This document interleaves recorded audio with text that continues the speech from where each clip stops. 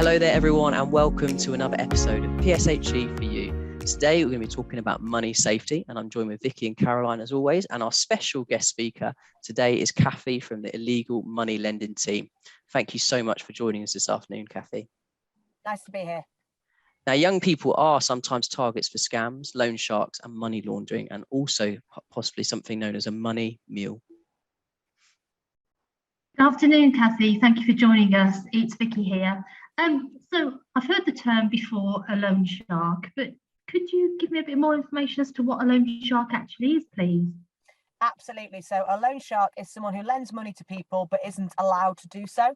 So if you want to lend money as a business, you've got to apply to the government to get permission to do so. Loan sharks don't have that permission and they tend to act in certain ways. So they tend to give people no paperwork, so they can't work out how much they've paid back, how much they're going to pay back. They also will tend to use threats to make sure that you carry on paying, and they'll charge absolutely extortionate amounts of interest. So we've worked with people who borrowed £250 and ended up paying back literally £90,000 on that original loan because the loan shark just kept coming back to extort money out of them.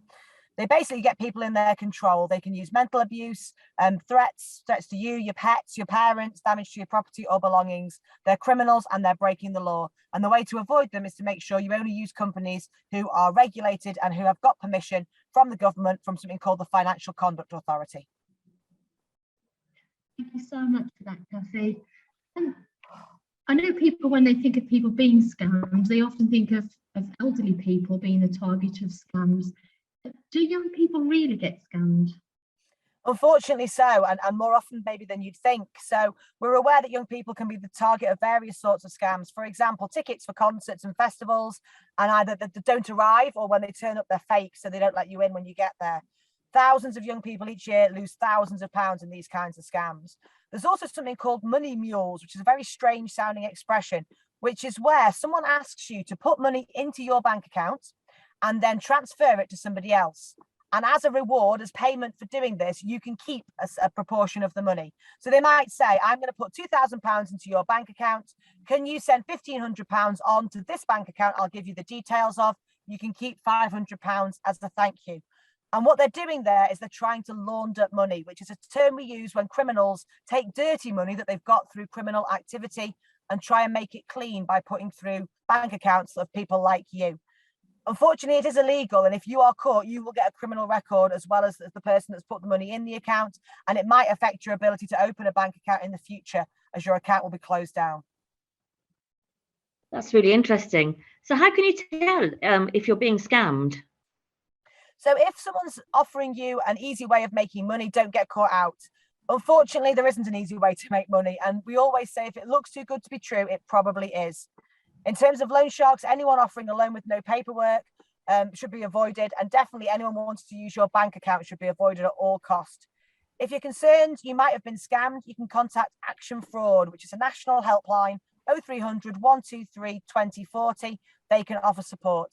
You can contact us, the Illegal Money Lending team, on 0300 555 2222 or at stoploansharks.co.uk for lots more information on how to borrow money safely.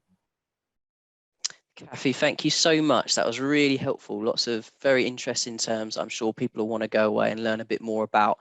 But some really key information there about how to avoid getting involved with something that could really be, sounds like this can end up in some really quite scary situations. Absolutely. And it's always better to be pre-warned. And it sounds awful because basically we're telling people to be cynical. But unfortunately, I think you have to be. And I think the key thing is if it looks too good to be true, it probably is.